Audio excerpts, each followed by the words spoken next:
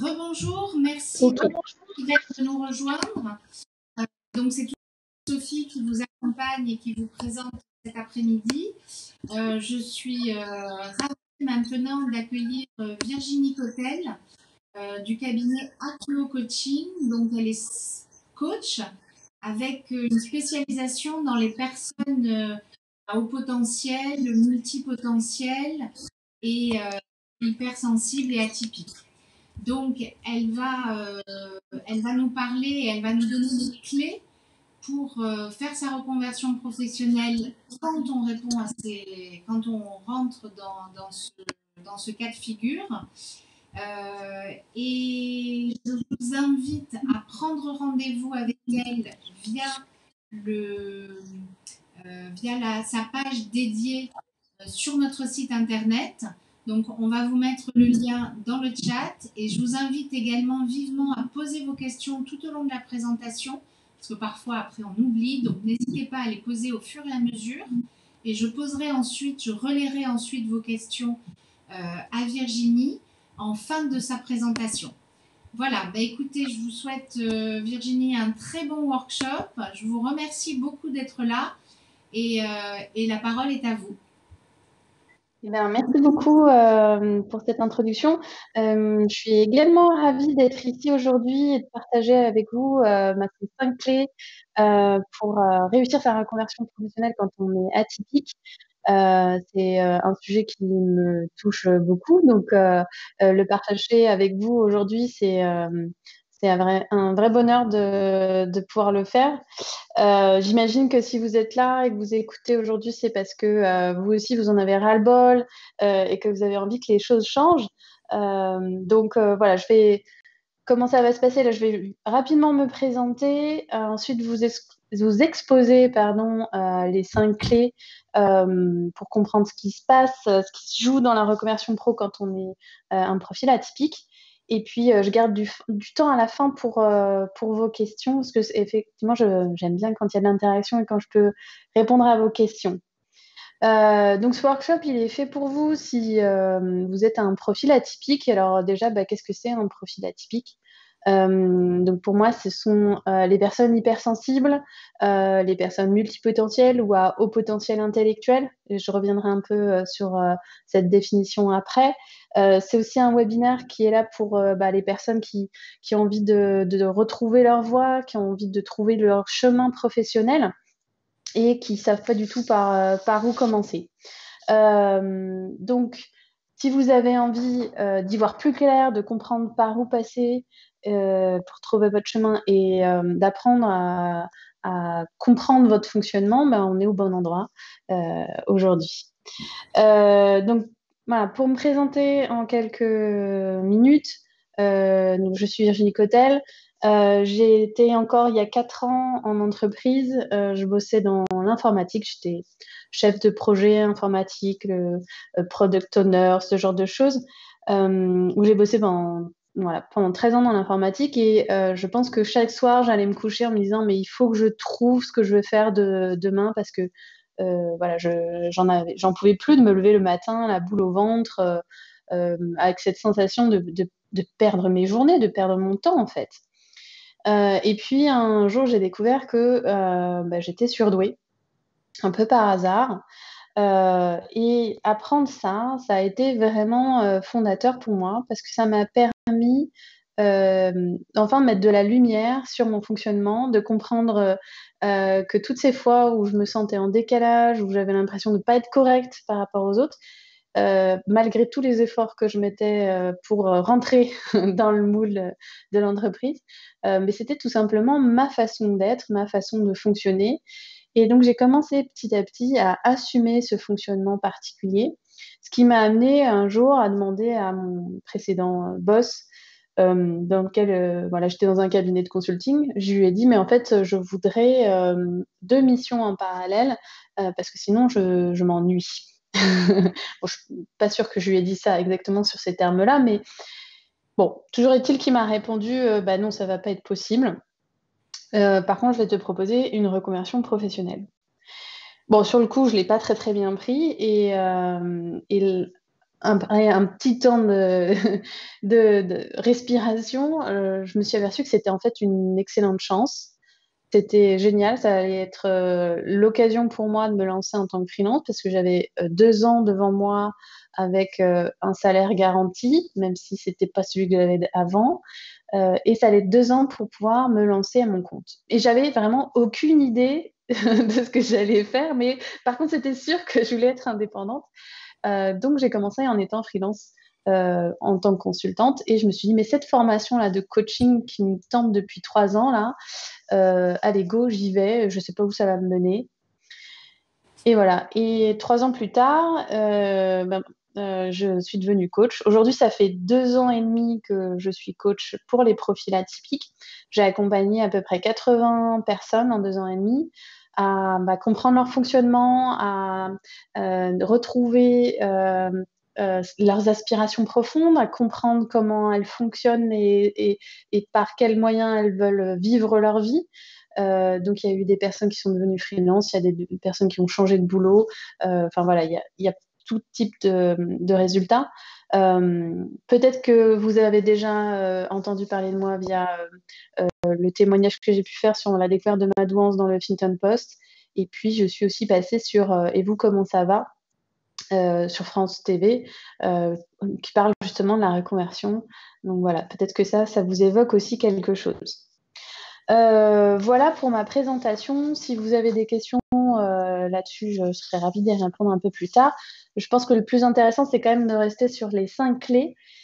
Et donc, du coup, voilà, la première chose, la première clé que j'avais envie de vous partager, c'est comprendre et assumer son fonctionnement spécifique quand on a un profil atypique. Cette première clé, ça peut sembler un peu illusoire de se dire que bon, bah, voilà, comprendre ce fonctionnement-là, ça va m'aider. Moi, ça me semble indispensable.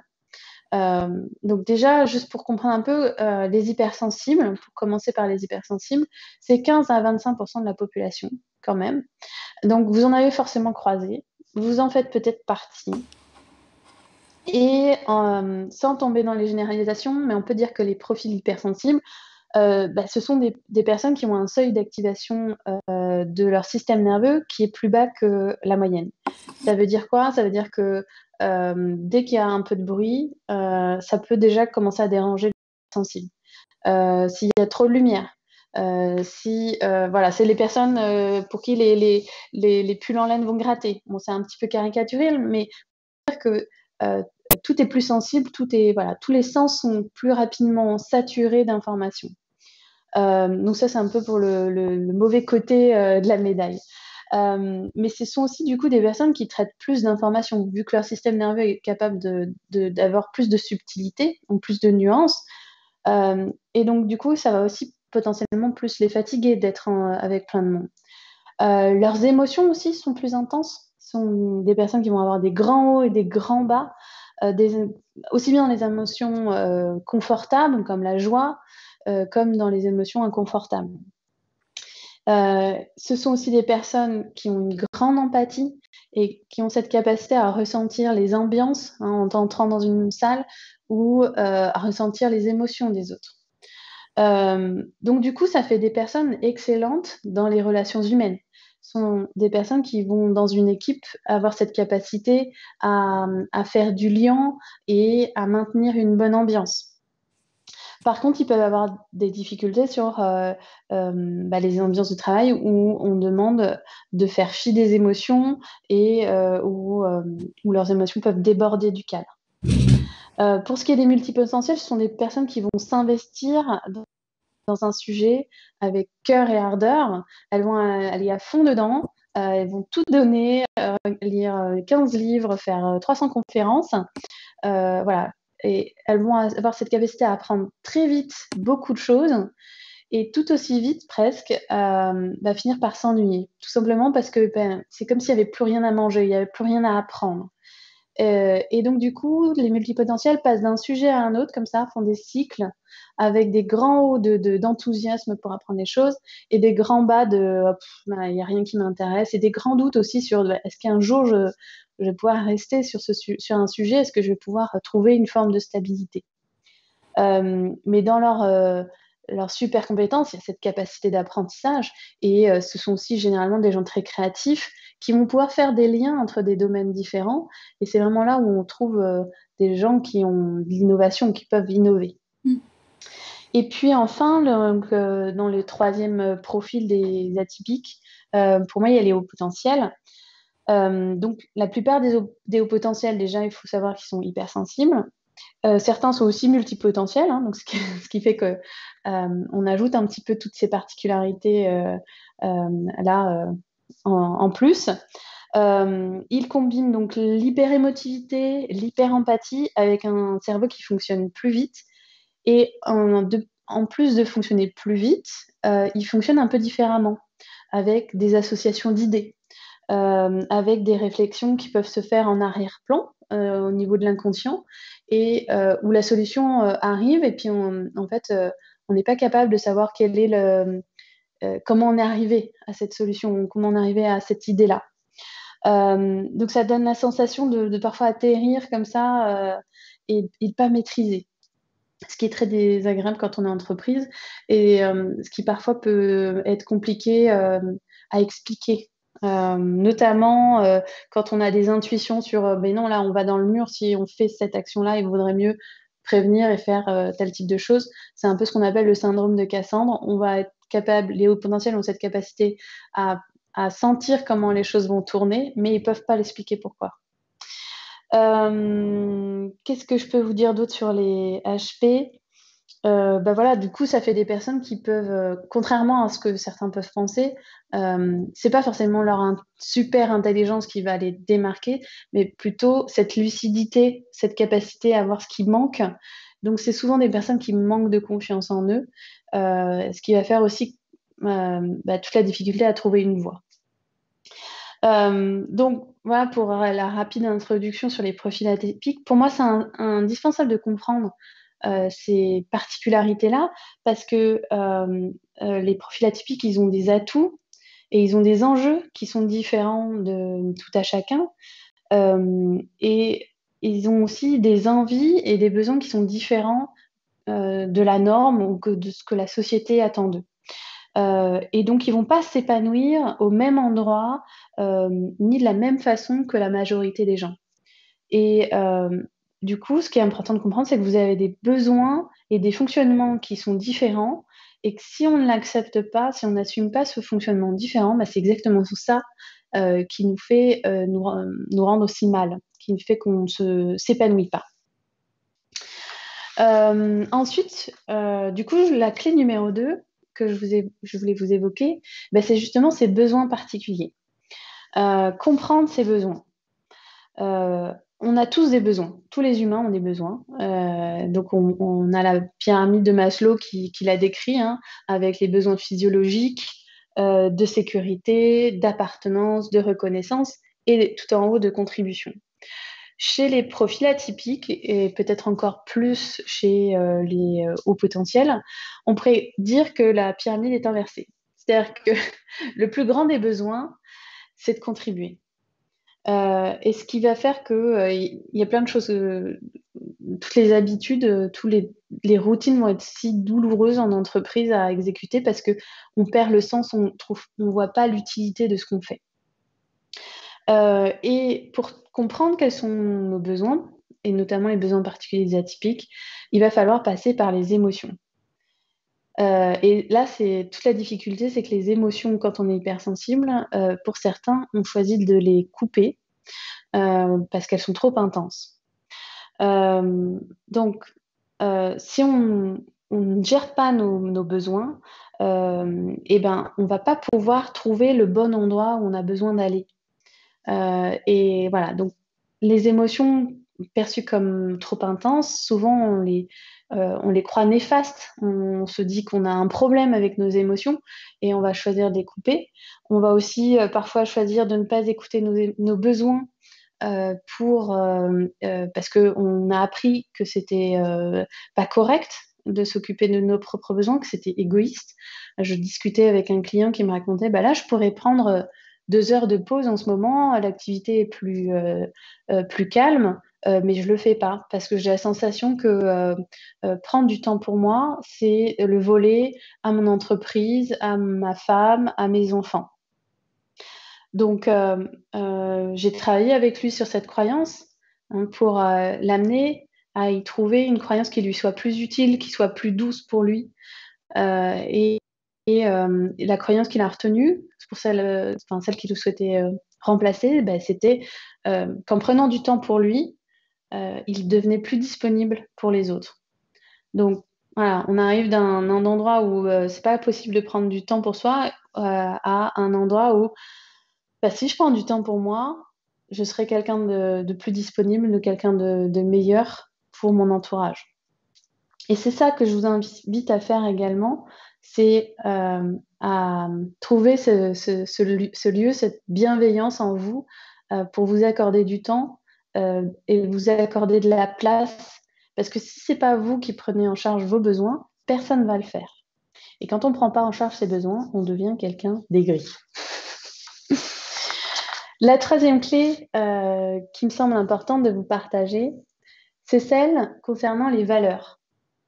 Alors, les valeurs, c'est un concept qui peut paraître un peu flou, mais concrètement, on peut rencontrer nos valeurs, enfin, retrouver nos valeurs grâce aux émotions intenses qu'elles peuvent nous faire vivre. Par exemple, ça peut être une grande colère, une grande tristesse. Donc, ce qui est compliqué avec une valeur, c'est que c'est un mot valise qui est tout un concept et qu'un seul mot résume difficilement tout ce qui est important pour nous. Donc, si je devais vous donner un exemple de valeur, quelque chose qui me met moi très en colère, ça va être, enfin voilà, par exemple, quand j'avais 6 ans et qu'il y avait cette famine en Somalie avec des enfants qui avaient les ventres complètement voilà, gros à cause de cette malnutrition. Et moi, ça me semblait insupportable que des enfants, quelque part sur Terre, n'aient pas suffisamment à manger, alors que moi, je mangeais à ma faim tous les jours.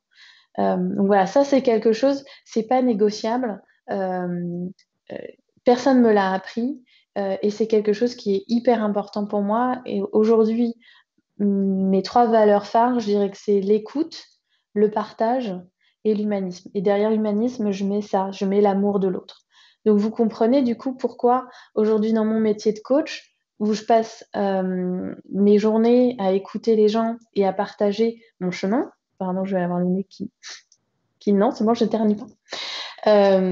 Voilà, où je vais écouter les gens, où je vais partager ce que j'ai pu apprendre dans le but pour que eux aussi puissent déployer leurs ailes à leur tour et que je le fais par amour d'autrui, me fait considérer que ça, ma reconversion, je l'ai réussi parce que je suis pile au bon endroit.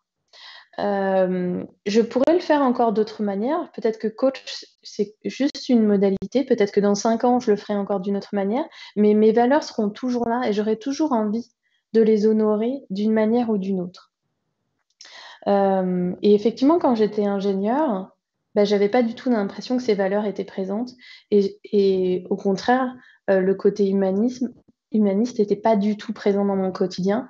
On s'en fichait bien. Ce qu'il fallait, c'est que le projet informatique avance. Donc voilà, c'est vraiment en ayant compris ça, en ayant compris que l'humain était important pour moi et en ayant fait un pas dans ce sens que j'ai commencé à trouver mon chemin. Et du coup, cela me permet d'enchaîner avec la 4e clé, qui est l'importance des petits pas. Alors, c'est bien beau d'avoir identifié ces valeurs. C'est bien beau de se dire qu'on a compris ce qui était important pour nous. Mais si on veut que notre réalité change, il va falloir ancrer ça dans la matière. Il va falloir concrétiser ça.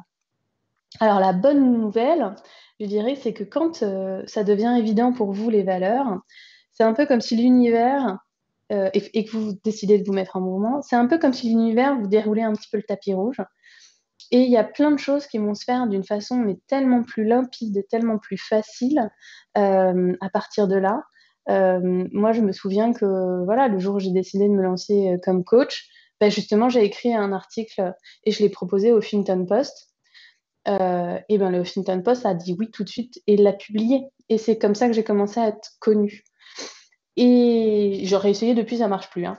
Mais pour vous dire que voilà, de temps en temps, il y a des coups de pouce quand on est au bon endroit, tout se passe beaucoup plus facilement. Et donc vos petits pas, vous allez aussi les faire plus facilement et dans la joie parce que ce sera juste, ce sera euh, en adéquation avec vos valeurs profondes.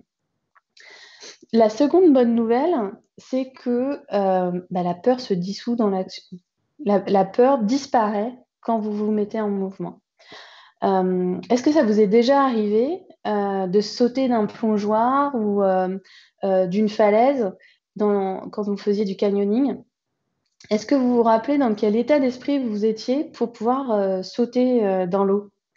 Moi, je sais que chaque fois que j'ai fait ça, bon, une fois que j'avais vérifié que c'était quand même en sécurité, c'est-à-dire que d'autres personnes étaient déjà passées avant moi, courageuse mais pas téméraire, et eh bien, à ce moment-là, si j'avais décidé que je voulais y aller, j'avais cette impression de, hop, j'éteins, je mets en veille le cerveau et toutes les, mais tu te rends compte, tu vas pas vers ci, nanana, nanana. Et tout simplement, j'arrêtais et je me mettais dans l'action. C'est-à-dire que je visualisais le prochain pas à faire. Ben, c'était juste hop, de se donner ce tout petit élan. Et je n'avais pas besoin de voir la montagne qu'il y avait derrière.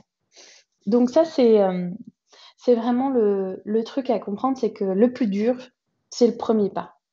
Et ensuite, toutes les choses vont se dérouler simplement.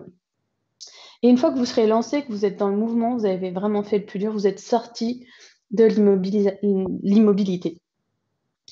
Et c'est vrai que c'est pour ça qu'on entend très souvent des injonctions à passer à l'action, qui pour moi ne sont pas non plus toujours justifiées. C'est-à-dire qu'il faut il faut comprendre la différence entre faire un effort et se forcer à faire les choses. Quand on se force, là, on n'est plus dans la justesse de ce qu'on a à faire. Et je voulais juste vous citer une petite phrase de Sénèque qui dit: Ce n'est pas parce que les choses nous semblent difficiles que nous n'osons pas, mais c'est parce que nous n'osons pas qu'elles nous semblent difficiles.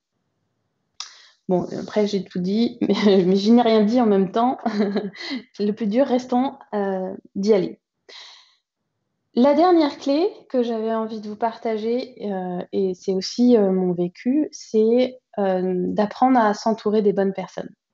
Parce que nous sommes la moyenne des 5 personnes que nous côtoyons le plus.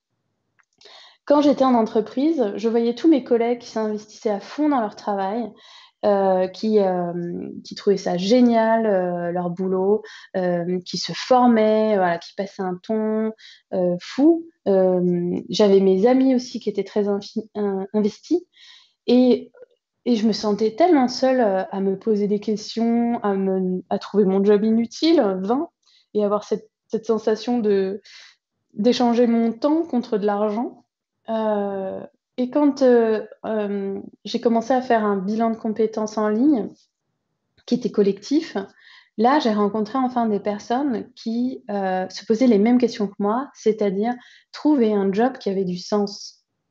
Et ça m'a fait un bien fou. C'est-à-dire que je n'étais plus seule à me dire que pour moi, l'important, c'était de faire quelque chose qui était utile pour la société. Et en faisant ça, ça m'a donné l'énergie pour aller rencontrer des personnes qui m'inspirent.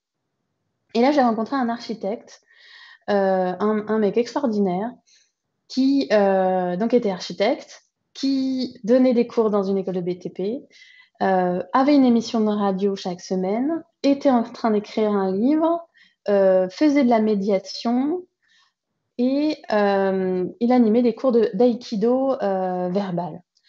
Donc le gars, il faisait vraiment 5 ou 6 activités chaque semaine.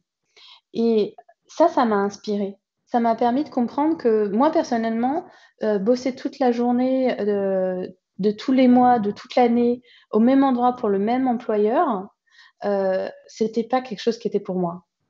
Et je l'aurais jamais compris aussi vite si je n'avais pas rencontré des personnes comme ça inspirantes.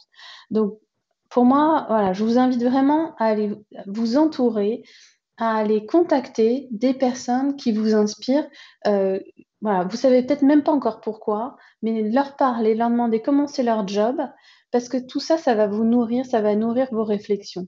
Et c'est comme ça que je suis allée voir ensuite mon boss pour lui dire, en fait, je veux pas une mission, mais j'en veux 2 par semaine. Et vous connaissez la suite. C'est ce qui m'a permis de devenir coach, de prendre ce tournant. Voilà, donc c'est vraiment important de s'entourer des bonnes personnes voilà, pour se sentir soutenu. Donc voilà, je vous ai partagé ces 5 clés.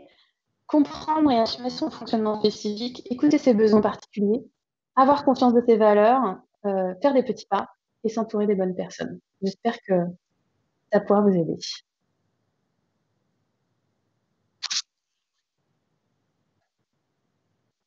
Ah, mince. Ah, bon, bah tant mieux. Donc, il y a pas de Merci, questions là? merci beaucoup Virginie pour cette présentation qui était à la fois pédagogique, qui a permis à des personnes qui peut-être ne savaient pas où elles en étaient de se mettre dans une case, de poser des mots sur ce qu'elles ressentent et sur ce qu'elles vivent. Merci aussi pour ces clés qui sont très pragmatiques et qui permettent d'avancer de façon concrète. Et, j'aurais quelques questions à vous poser. Alors, ce ne sont pas des questions à proprement parler, mais ce sont plus des remarques que l'on a pu avoir.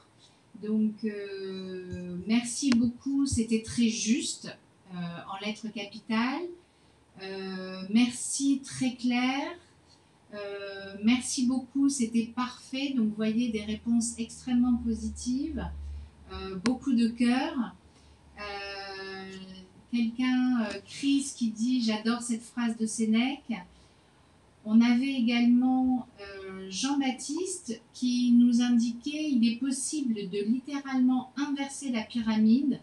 On tombe sur des résultats assez similaires. » Donc vous voyez, vous avez été parfaite en termes de timing et vous avez vraiment répondu aux attentes des personnes qui nous suivaient sur ce Facebook Live. Donc, merci beaucoup Virginie et merci pour votre temps et merci pour ce super workshop. Bah, merci à vous pour cette possibilité, cet espace. Et j'en suis ravie voilà, que ça a pu sonner aussi juste pour tout le monde. Merci beaucoup. À très bientôt et je vous invite une question. Ah pardon, il y a une question. Ah. En tant qu'auto-entrepreneur, quelle est la plus dangereuse pour un multipotentiel? Alors, j'ai pas tout entendu. En tant qu'entrepreneur, quelle serait la plus dangereuse? Non, quel est le plus dangereux pour un auto-entrepreneur? Quel est le plus dangereux pour un auto-entrepreneur? C'est une question qui est très vaste. Peut-être que le risque, ce serait de se disperser et de perdre son énergie. Je pense qu'il y a un vrai challenge autour de l'énergie quand on est atypique aussi. On peut passer par des phases très, très intenses, très enthousiasmantes, très dynamiques et se vider totalement de son énergie. Et ça, c'est comme ça, du jour au lendemain, hop, il n'y a plus de jus, il n'y a plus rien. Et avec ce plus rien, il y a aussi tous les doutes qui nous assaillent en se disant mais je suis nulle, je suis pas au bon endroit, je fais pas ce qu'il veut ou j'y arriverai jamais. Donc voilà, peut-être que le plus challengeant, en tout cas pour moi, c'est d'arriver à gérer son énergie, à s'écouter suffisamment pour ne pas dépasser les limites et trouver une forme de stabilité à la fois émotionnelle et dans le plaisir de son travail. Écoutez, merci beaucoup. Encore des remerciements qui remontent dans le chat. Je rappelle à toutes et tous que vous pouvez prendre rendez-vous avec Virginie. Donc rendez-vous via le lien qui est indiqué dans le chat sur sa page dédiée sur le Salon Profession L, le site du Salon Profession L. Et merci encore Virginie pour cet excellent exposé. Merci beaucoup. Bonne journée. Au revoir. Bonne journée, à bientôt, au revoir.